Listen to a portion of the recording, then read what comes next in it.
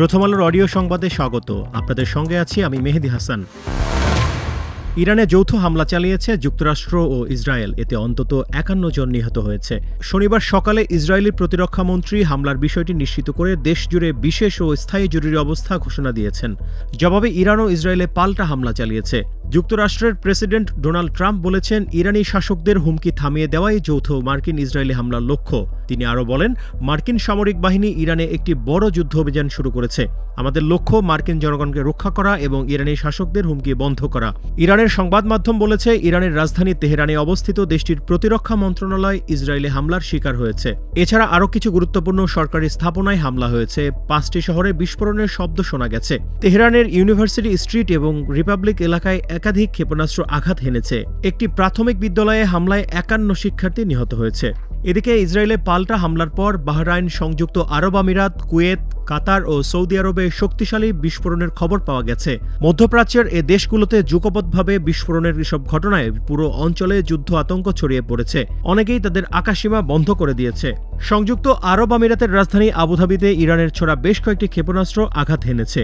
দেশটির প্রতিরক্ষা ব্যবস্থা ক্ষেপণাস্ত্র প্রতিহত করার সময় অন্তত ১ জন নিহত হয়েছে। ইরানের সঙ্গে পারমাণবিক আলোচনার আড়ালে যুক্তরাষ্ট্র আসলে সামরিক অভিযানের প্রস্তুতি নিয়েছে বলে রাশিয়ার প্রেসিডেন্ট ভ্লাদিমির পুতিনের ঘনিষ্ঠ দিমিত্রি মেদভেদেভ মনে করেন। তিনি বলেন, শান্তির দূত আরও একবার নিজের আসল চেহারা দেখিয়েছেন। ইরানের সঙ্গে যত আলোচনা সবই ছিল অভিযান আড়াল করার কৌশল। এ নিয়ে কারো কোনো সংশয় নেই। কেউ সত্যিকার অর্থে কোনো কিছুতে একমত হতে চায়নি। এদিকে বাহরাইন, কাতার, জর্ডান ও কুয়েতে ইরানের হামলার নিন্দা জানিয়েছে সৌদি আরব। দেশটি বলছে, এসব হামলা সংশ্লিষ্ট দেশগুলোর সার্বভৌমত্বের সরাসরি লঙ্ঘন এবং আন্তর্জাতিক মৌলিক নীতিমালার পরিপন্থী। প্রধানমন্ত্রী তারেক রহমান দায়িত্ব গ্রহণের পর প্রথমবারের মতো নিজ কার্যালয়ের কর্মকর্তা কর্মচারীদের সঙ্গে মতবিনিময় করেছেন। শনিবার তেজগাঁওয়ে প্রধানমন্ত্রীর কার্যালয়ের শাপলা হলে কর্মকর্তা কর্মচারীদের সাথে মতবিনিময় করেন প্রধানমন্ত্রী। সভায় প্রধানমন্ত্রীর মুখ্য সচিব এবিএম আব্দুস সাত্তার স্বাগত বক্তব্য দেন। এ সময় কর্মকর্তা কর্মচারীদের উদ্দেশ্যে প্রধানমন্ত্রী তারেক রহমান বলেন, বাংলাদেশের মানুষ অনেক প্রত্যাশা নিয়ে সরকারের দিকে তাকিয়ে আছে। কর্মকর্তা কর্মচারীরাও সেই সরকারের অংশ বলে উল্লেখ করে প্রধানমন্ত্রী বলেন, সরকার তখনই ভালো করবে যখন আপনারা সরকারকে সহযোগিতা করবেন। তিনি বলেন, আমরা এই দেশকে আমাদের প্রথম ও শেষ ঠিকানা বলে মনে করি, তাই দেশের মানুষের ভাগ্যের পরিবর্তনের জন্য আমাদেরকেই কাজ করতে হবে। প্রধানমন্ত্রী আরও বলেন, প্রত্যেকটি রাজনৈতিক দলের একটি নির্বাচনী ইশতেহার থাকে। একটি সুষ্ঠু নির্বাচনের মধ্য দিয়ে জনগণ বিএনপির ইশতেহার বাস্তবায়নের পক্ষে রায় দিয়েছে, তাই ইশতেহারের প্রতিশ্রুতি অনুযায়ী আমাদেরকে কাজ করতে হবে। এ সময় স্বাস্থ্য ও শিক্ষা খাত, নারী শিক্ষা, কর্মসংস্থান, ক্রীড়াসহ ইশতেহারে উল্লেখিত সব এজেন্ডা বাস্তবায়নে সরকারি কর্মকর্তা কর্মচারীদের সহযোগিতা চান। প্রধানমন্ত্রী বলেন, দেশের মানুষের নিরাপত্তা নিশ্চিত করতে হবে, তারা যেন নিরাপদ বোধ করে। প্রধানমন্ত্রী বলেন, আমরা সবাই যদি একসঙ্গে কাজ করি তাহলে নিশ্চয়ই এই লক্ষ্য অর্জন করতে পারব। এছাড়া দেশ থেকে দুর্নীতি দূর করতেও কর্মকর্তা কর্মচারীদের পূর্ণ সহযোগিতা করবেন বলে তিনি আশা করেন। এ সময় প্রধানমন্ত্রী দেশ ও রাষ্ট্রের স্বার্থে গোপনীয়তার বিষয়গুলো মেনে চলার জন্য কর্মকর্তা কর্মচারীদের নির্দেশনা দেন। এছাড়া জাতিকে একটি সুশৃঙ্খল জায়গায় নিয়ে আসতে প্রজাতন্ত্রের কর্মচারীদের সরকারের নিয়মনীতি কঠোরভাবে মেনে চলার উপর গুরুত্ব আরোপ করেন তিনি।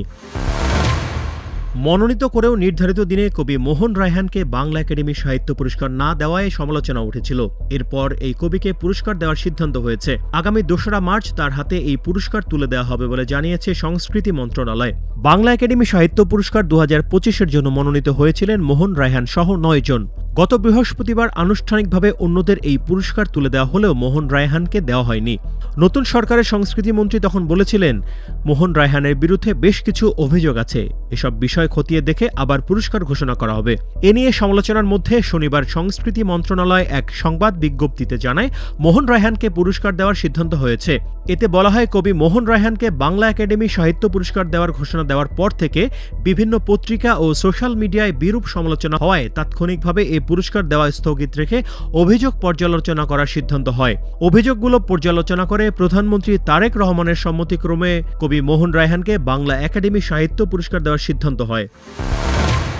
ঈদযাত্রায় সড়ক, রেল ও নৌপথে অতিরিক্ত ভাড়া আদায়ের চেষ্টা করলে কঠোর ব্যবস্থা নেওয়া হবে বলে সতর্ক করেছেন সড়ক পরিবহন ও সেতু, রেলপথ এবং নৌ পরিবহন মন্ত্রণালয়ের মন্ত্রী শেখ রবিউল আলম। তিনি বলেন, সুনির্দিষ্ট চাঁদাবাজির তথ্য পাওয়া গেলে কাউকে ছাড় দেওয়া হবে না। শনিবার বেলা ১১টার দিকে নারায়ণগঞ্জের শীতলক্ষ্যা নদী ও বন্দরে পরিদর্শন শেষে সাংবাদিকদের সঙ্গে এ কথা বলেন মন্ত্রী। এর আগে তিনি নারায়ণগঞ্জের নদীবন্দরে নির্মাণাধীন বিভিন্ন ভবনের কাজ পরিদর্শন করেন। এ সময় মন্ত্রী বলেন, এবারের ঈদযাত্রা গতবারের তুলনায় স্বস্তিদায়ক স্বস্তিদায়ক ও নিরাপদ করতে প্রয়োজনীয় প্রস্তুতি নেওয়া হয়েছে। সম্ভাব্য ঝুঁকিপূর্ণ স্থানগুলো চিহ্নিত করে ব্যবস্থা নেওয়া হয়েছে। ঈদের সময় সংশ্লিষ্ট সব সংস্থা তৎপর থাকবে। মন্ত্রী বলেন, ঢাকা সিলেট ও ঢাকা চট্টগ্রাম মহাসড়কে যানজট এড়াতে আগাম পরিকল্পনা ও প্রস্তুতি নেওয়া হয়েছে। পাশাপাশি নৌপথে টোলের নামে অবৈধ টাকা আদায় বন্ধে নজরদারি জোরদার করা হয়েছে। এরপরও যাত্রীদের কাছ থেকে অতিরিক্ত ভাড়া আদায়ের প্রমাণ পাওয়া গেলে সংশ্লিষ্ট ব্যক্তিদের বিরুদ্ধে কঠোর ব্যবস্থা নেওয়া হবে। 2025 সালে দেশে 403 শিক্ষার্থী আত্মহত্যা করেছে। এর মধ্যে স্কুল শিক্ষার্থীর সংখ্যাই বেশি। আত্মহত্যাকারী শিক্ষার্থীদের মধ্যে ছেলেদের চেয়ে মেয়েদের সংখ্যা বেশি। আত্মহত্যা প্রতিরোধ এবং মানসিক স্বাস্থ্য বিষয়ক সচেতনতা তৈরিতে কাজ করা সংগঠন আচল ফাউন্ডেশনের এক সমীক্ষায় এ চিত্র উঠে এসেছে। শনিবার রাজধানীতে আয়োজিত এক সংবাদ সম্মেলনে সমীক্ষার ফল তুলে ধরা হয়। সংগঠনটি বলছে, এই সংখ্যা শুধু একটি পরিসংখ্যান নয়, বরং অনেকটাই পারিবারিক কাঠামো, সামাজিক সম্পর্ক এবং মানসিক স্বাস্থ্য সহায়তা ব্যবস্থার সীমাবদ্ধতার প্রতিফলন। দেশের শিক্ষার্থীদের মানসিক স্বাস্থ্য পরিস্থিতি নিয়ে 165টি স্থানীয় ও জাতীয় গণমাধ্যমে প্রকাশিত সংবাদ পর্যালোচনা করে প্রতি বছরের মতো 2025 সালের আত্মহত্যার চিত্র বিশ্লেষণ করেছে আচল ফাউন্ডেশন। 2024 সালে এই সংখ্যা ছিল 310। এই ছিল এখনকার মতো। প্রথম আলোর অডিও সংবাদ শুনুন আমাদের ইউটিউব চ্যানেল, ফেসবুক পেজ ও ওয়েবসাইট প্রথমআলো.com-এ।